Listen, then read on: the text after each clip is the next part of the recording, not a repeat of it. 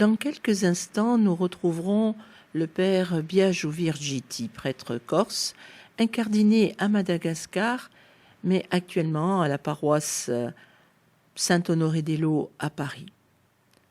Il nous propose les commentaires de la parole de ce dimanche. Bonne écoute.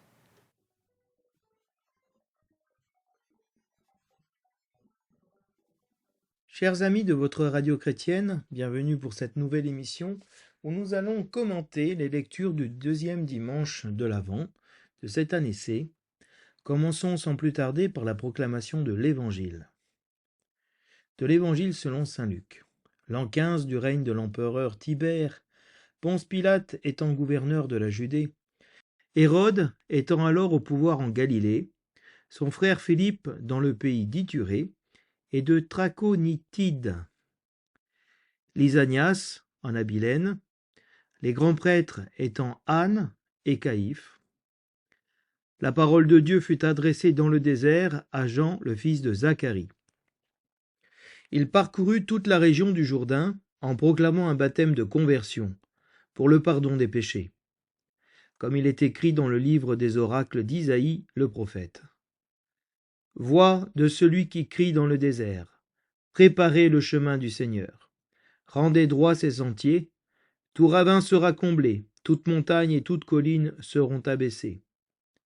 Les passages tortueux deviendront droits, les chemins rocailleux seront aplanis, et tout être vivant verra le salut de Dieu.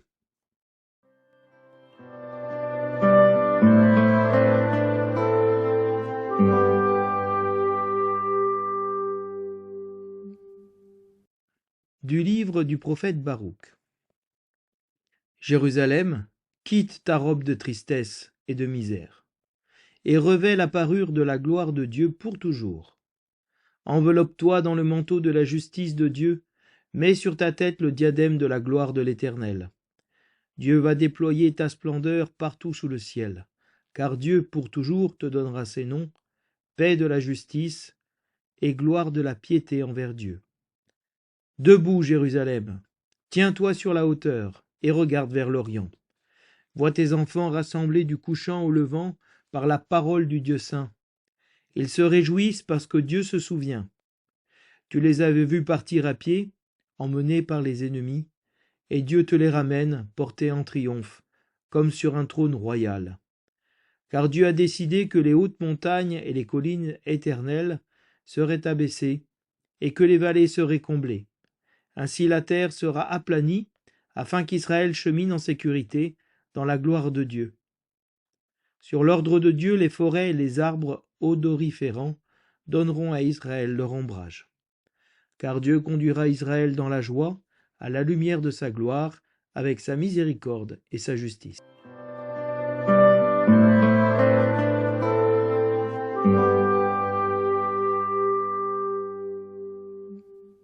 Le refrain du psaume nous dit « Quelle merveille le Seigneur fit pour nous, nous étions en grande fête ». Quand le Seigneur ramena les captifs à Sion, nous étions comme en rêve. Alors notre bouche était pleine de rire, nous poussions des cris de joie. Alors on disait parmi les nations, quelle merveille fait pour eux le Seigneur, quelle merveille le Seigneur fit pour nous, nous étions en grande fête. Ramène, Seigneur, nos captifs comme les torrents au désert, qui sèment dans les larmes, moissonnent dans la joie.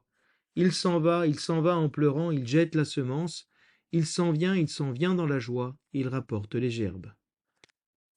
Quelle merveille le Seigneur fit pour nous, nous étions en grande fête.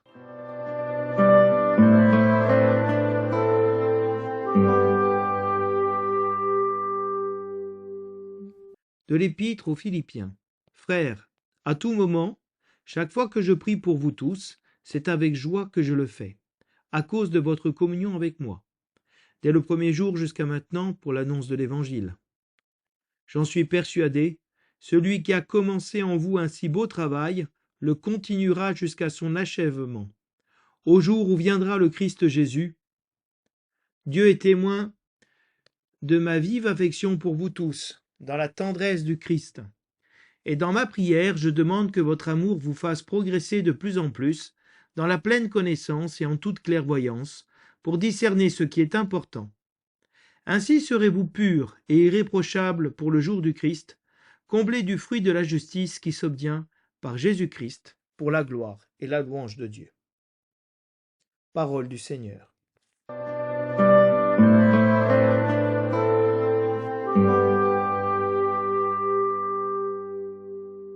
Dans ce deuxième dimanche de l'Avent, il y a un double mouvement. Tout d'abord, le Seigneur vient.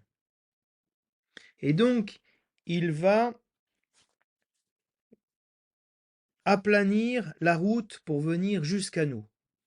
Enlever tout obstacle qui l'empêche de nous rejoindre. Et puis, nous allons nous-mêmes aller vers lui. Et le Seigneur va aplanir tout obstacle qui nous empêche d'aller vers lui. Et c'est dans ce double mouvement que se situe la rencontre avec le Seigneur. Parce que quel est le but de l'avènement du Seigneur, de la venue du Seigneur? Être avec nous. Ça sera le thème de Noël, l'Emmanuel, Immanuel, avec nous Dieu, Dieu avec nous. Voici que moi je suis avec vous tous les jours jusqu'à la fin du monde, nous dit saint Matthieu à la fin de son évangile lorsque Jésus-Christ quitte ses disciples dans son ascension vers le ciel. Donc nous avons véritablement ce double mouvement qui caractérise la marche vers le Seigneur et le Seigneur qui vient vers son Fils.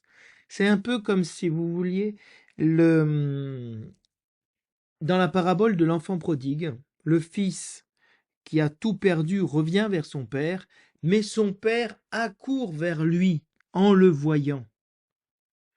Donc le Seigneur aplanit le chemin pour que nous puissions nous convertir et revenir vers lui, mais lui-même fait le pas et vient vers nous. C'est le même mouvement dans la résurrection. L'ange apparaît aux femmes et leur dit « Allez dire, le Seigneur est ressuscité, il n'est pas ici. Allez dire à ses disciples, il est ressuscité des morts. » Et Jésus-Christ, quelques lignes après, apparaît aux femmes. Donc, il les met en chemin, mais ces femmes, Jésus-Christ ne résiste pas à aller vers lui immédiatement. Donc, vous voyez, ce mouvement est constant dans la Bible, parce que le Seigneur a une seule joie, et il nous a créés pour cela, pour être avec lui, tous les jours de notre vie, et définitivement. Donc, nous avons aussi, dans les antiennes, de la liturgie de l'Avent, cette prière qui ouvre la célébration de l'Eucharistie, qui dit « Dieu de puissance et de miséricorde, ne laisse pas le souci de nos tâches présentes entraver, être un obstacle à la marche de ceux qui se hâtent, qui sont festinantes, pleins de joie, qui vont rapidement à la rencontre de ton Fils. Mais forme-nous à la sagesse d'en haut qui nous fait entrer en communion avec lui. » Donc vous entendez bien qu'ici, on a le souci d'aller vers le Seigneur, de marcher vers lui, d'aller à sa rencontre, parce que le but de cette rencontre, c'est être en communion avec lui. Donc nous allons voir un peu comment ce thème du chemin, de la rencontre, qui est l'image de la vie chrétienne. Et c'est pour ça que le temps de l'Avent reprend un aspect fondamental de notre vie, qui est l'attente, vigilante, dans la prière, attente vigilante du Seigneur. Et cette attente se fait aussi dans une marche. Il faut préparer le chemin du Seigneur. C'est des thèmes qu'on retrouvera dans le carême, parce que le temps de l'Avent est un petit carême, non seulement pour nous préparer à Noël, mais parce que l'Avent comme le carême sont des temps paradigmatiques, c'est-à-dire des modèles de notre vie chrétienne. Parce que le but de notre vie chrétienne, c'est la Pâque, c'est Noël, c'est Dieu avec nous, c'est nous avec lui. Donc, cette préparation est indispensable et notre baptême se prépare à travers un catéchuménat. Donc, il est nécessaire de parcourir un chemin pour aller vers le Seigneur, mais c'est le chemin qui est préparé par le Seigneur pour nous, pour que nous allions à lui et lui-même prend l'initiative de venir nous rejoindre. Donc, le titre de l'évangile est le suivant: Tout être vivant verra le salut de Dieu. Et le verset qui introduit l'évangile est tiré du chapitre 3 de Saint Luc, et nous dit: Préparez le chemin du Seigneur, rendrez droit ses sentiers, tout être vivant verra le salut de Dieu. Le but de préparer les sentiers, c'est voir le salut de Dieu. Et dans la première lecture, qui a pour titre Dieu va déployer ta splendeur, on voit que le Seigneur nous invite à quitter notre robe de tristesse, de revêtir la parure de gloire. Pourquoi? Parce que Dieu a décidé d'abaisser les montagnes, les collines, pour que le peuple puisse revenir vers lui. Revenir vers lui. C'est lui-même qui va abaisser ces collines, ces montagnes. Alors on peut dire avec le psaume: Quelle merveille le Seigneur fit pour nous, nous étions en grande fête. Et c'est un des psaumes du retour, un des psaumes de montée qui nous prépare à monter vers Jérusalem, à célébrer la Pâque. C'est de voir que le Seigneur ramène les captifs du désert.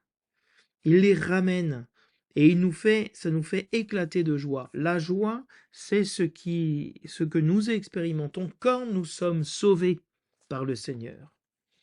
Alors, vraiment, avec la deuxième lecture qui a pour titre dans la droiture marcher sans trébucher vers le jour du Christ, ici notre marche, c'est d'aller vers le Seigneur dans la droiture, dans la justice, de ne pas laisser le vieil homme nous barrer le chemin qui nous conduit vers le Seigneur.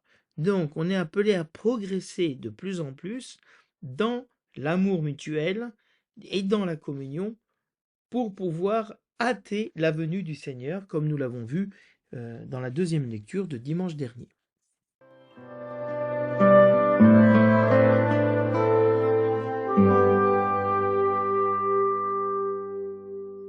Dans ce dimanche, l'Église met l'accent sur la figure du messager que va être Jean-Baptiste. Lorsque, dans la Bible grecque, on lisait le dernier prophète, qui est le prophète Malachie, on voyait que le Seigneur allait envoyer son messager pour préparer le chemin devant lui, et que le messager rentrerait dans le temple du Seigneur. Donc, lorsqu'on lit la Bible grecque, qui termine par les prophètes, tout de suite après, nous avons le Nouveau Testament. Et l'évangile de Luc commence avec l'envoyé du messager, qu'est Jean le Baptiste, pour préparer le chemin au Seigneur. Donc on va voir que l'an 15 du règne de l'empereur Tibère, sous Ponce Pilate, gouverneur de Judée, etc., avec Hérode, Philippe et les grands prêtres Han et Caïphe, c'est-à-dire les mêmes qu'on retrouvera dans la Passion du Seigneur et qu'on retrouve aussi mentionnés dans ce sont d'autres personnages parce que c'est à la naissance du Christ, mais Luc, qui est un historien, veut toujours donner un ancrage historique aux événements qu'il raconte. Donc nous avons eu dans la Nativité l'annonce, puisqu'on l'aura dans la nuit de Noël, que sous le règne de César Auguste, etc., pendant que Philippe était tétrarque de Galilée, nous avons la naissance du Sauveur. Et ici, nous sommes en train de fixer dans le temps l'arrivée du messager, qui va ouvrir les événements qui conduiront jusqu'à la passion et la résurrection du Seigneur. Donc ce sont des règnes bien concrets, réels, que va se situer le décor de la prédication de Jean le Baptiste et le baptême du Christ et la prédication du Christ. Donc la parole de Dieu fut adressée dans le désert à Jean, le fils de Zacharie. Donc la parole de Dieu n'est pas adressée au grand prêtre dans le temple à Jérusalem, mais à un fils de prêtre qui s'appelle Jean. Yohan, la grâce de Dieu. Dieu a donné grâce, a fait grâce. Et donc, cette parole va être adressée dans le désert. Et le désert, pour Israël, c'est le lieu par excellence de la parole de Dieu. Parce que Dieu a donné la parole de vie, que sont les 10 commandements, dans le temps du désert. Et le désert a été pour le peuple d'Israël un véritable catéchuménat, une préparation pour rentrer dans la terre promise en traversant le Jourdain. Et donc c'est très important de voir que ce désert va être le lieu de la rencontre du Seigneur avec son peuple, un lieu de dépouillement. Alors, Jean le Baptiste parcourt toute la région du Jourdain. Donc le Jourdain est cette frontière naturelle qui va séparer la terre sainte, la terre promise, à l'ouest du Jourdain, en allant vers la Méditerranée, de la partie est, d'où le peuple est entré dans la terre promise en traversant le Jourdain, donc en passant de l'est à l'ouest. Et à ce lieu où le peuple est passé, qui aujourd'hui est en Cisjordanie,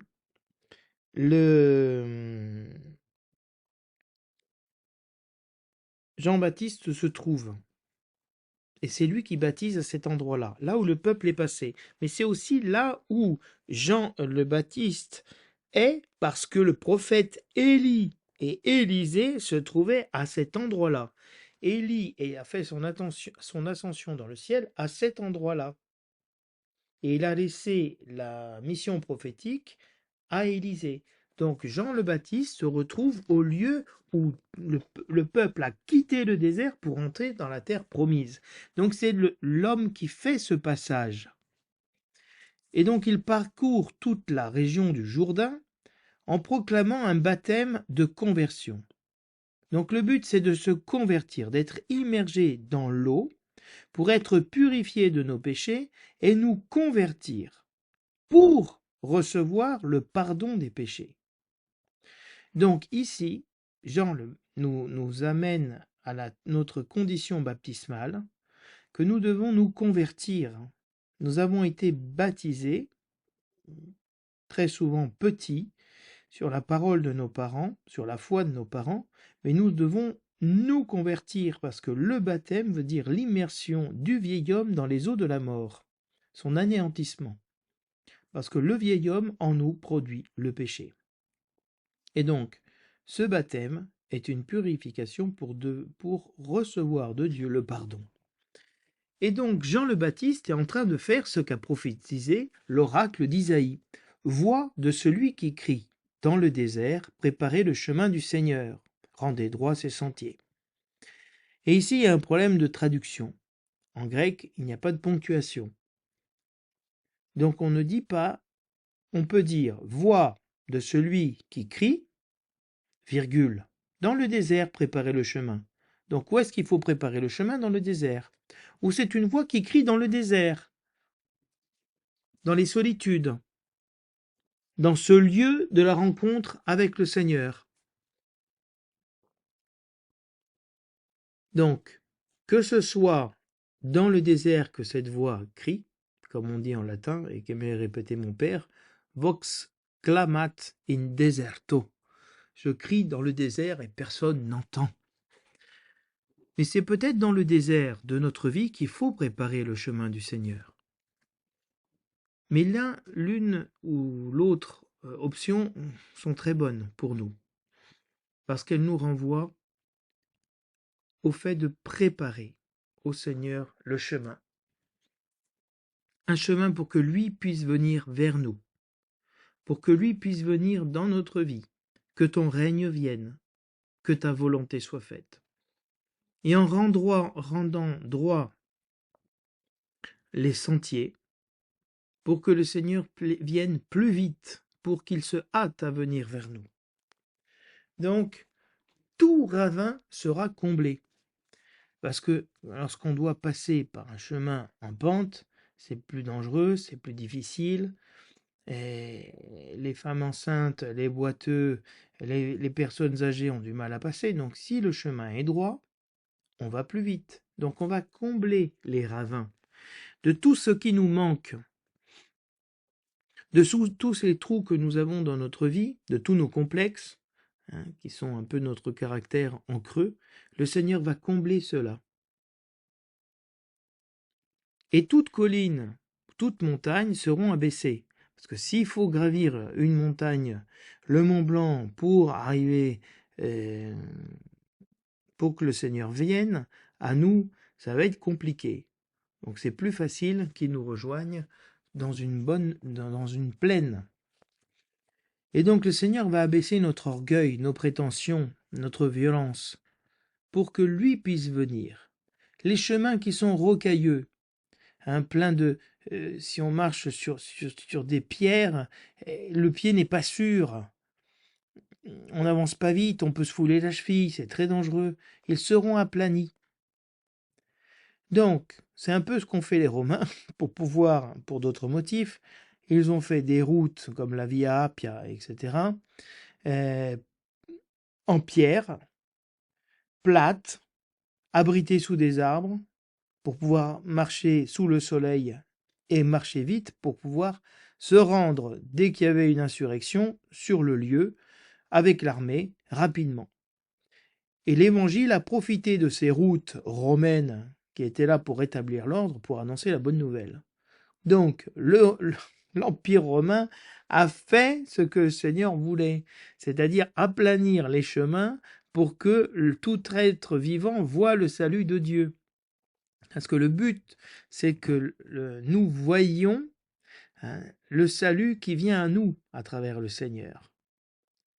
Et pour cela, il faut une voie de communication qui soit privilégiée, qui soit aplanie.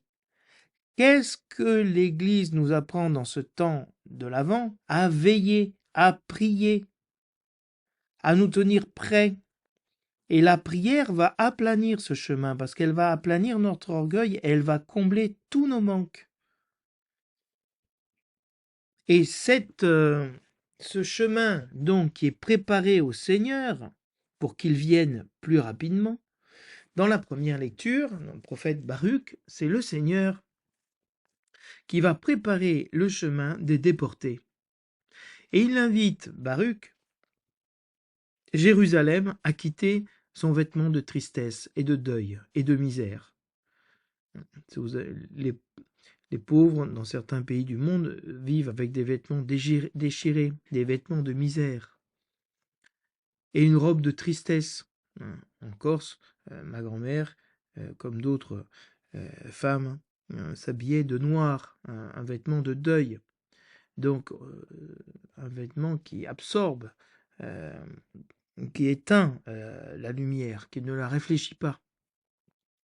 Et donc le Seigneur nous invite à quitter ces vêtements qui empêchent la lumière de briller, et de revêtir un vêtement de lumière, une parure de gloire, de mettre des bijoux, de mettre des colliers pour que la gloire de Dieu soit manifeste pour toujours, de s'envelopper d'un manteau de justice, c'est-à-dire de faire ce qui est juste aux yeux de Dieu.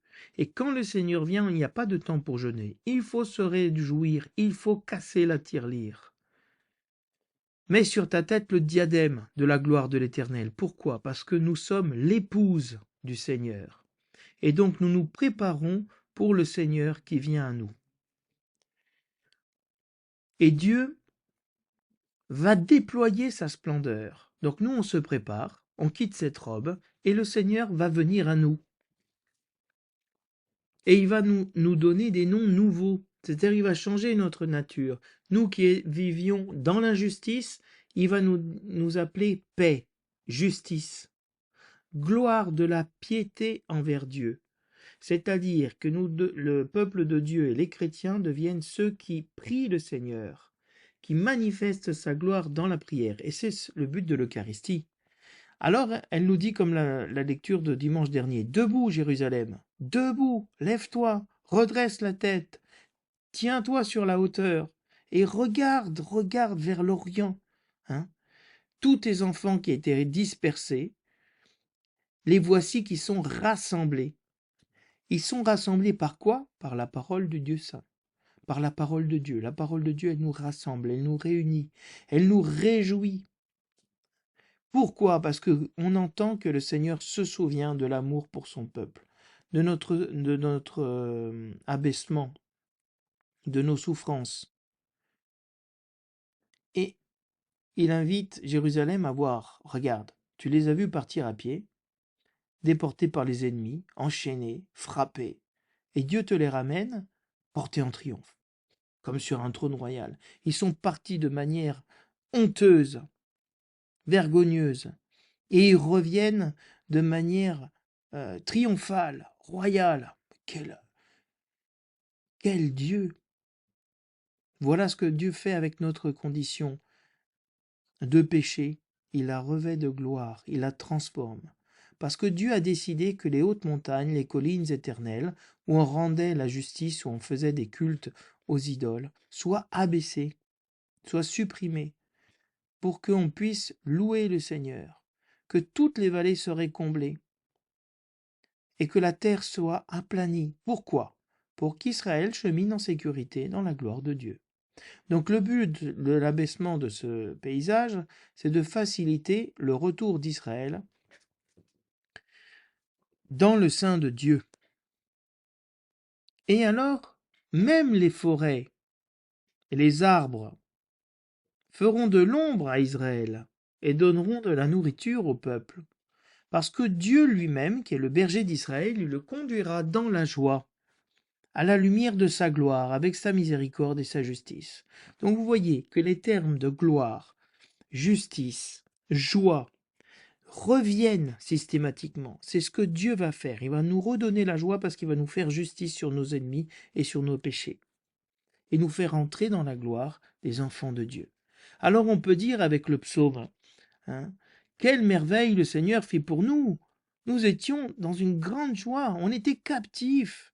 Il a ramené les captifs de Babylone à Jérusalem comme déboulent les torrents dans le désert. Dès qu'il y a une pluie en Israël, hein, il y a des torrents qui arrivent à toute vitesse et qui emportent tout sur leur chemin. Et donc, le peuple qui a quitté la terre et qui est passé par ces torrents qui étaient asséchés revient tel un torrent dans la terre, de manière précipitée. Donc on croirait rêver de voir de l'eau au milieu du désert.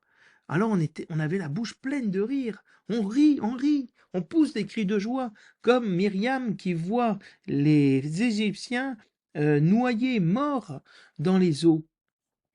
On disait parmi les nations, hein, quelle merveille fait pour eux le Seigneur. Le Seigneur a fait revenir son peuple de la déportation, de l'humiliation. Il a couvert de joie, de gloire. Alors on était vraiment dans la fête. Et le psalmiste dit, ramène Seigneur nos captifs comme les torrents au désert. Ramène. Fais venir ton peuple à toi. Fais-le revenir par ce chemin que toi tu as aplani, pour qu'il revienne de son humiliation. Parce que celui qui sème dans les larmes, en faisant mourir le vieil homme, en lui, en se convertissant, moissonne dans la joie. Il récolte les gerbes, le fruit de la conversion qui est la joie. Alors oui, il s'en va en pleurant parce qu'il sait ce qu'il quitte lorsqu'il jette la semence. Mais il revient, et il revient dans la joie en portant les gerbes. Donc, la conversion est semée dans les larmes, mais elle est récoltée dans la joie. Alors, saint Paul aux Philippiens va nous dire à tout moment, chaque fois que je prie pour vous tous, c'est avec joie. La prière peut être une joie. On peut être heureux de prier pour les autres parce qu'on voit l'œuvre de Dieu en eux. C'est à cause de la communion que nous avons, depuis le jour où je vais annoncer l'évangile, nous dit saint Paul, que je suis dans la joie, parce que je vois Dieu agir en vous. Je vois que le Seigneur a aplani les chemins pour revenir vers vous, pour vous donner le salut. J'en suis persuadé que celui qui a commencé une œuvre si belle, un si beau travail, en vous, de vous donner de quitter l'idolâtrie, de quitter la violence, de quitter l'adultère, de rentrer dans dans la communion et la fidélité, dans la bienveillance, dans la charité, va continuer à agir en vous jusqu'à son achèvement, c'est-à-dire jusqu'au jour où lui-même va venir nous chercher. Et donc le Seigneur est en train d'agir dans notre vie.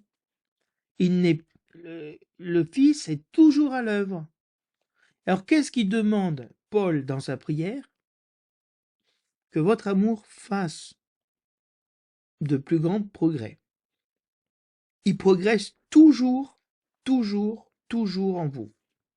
Et que cet amour de Jésus-Christ, l'amour crucifié qui nous donne la vie, vous fasse progresser dans la connaissance de Dieu, dans la clairvoyance, c'est-à-dire la vision claire de ce que Dieu est en train de faire, de discerner ce que Dieu est en train de faire dans notre vie et qui est important.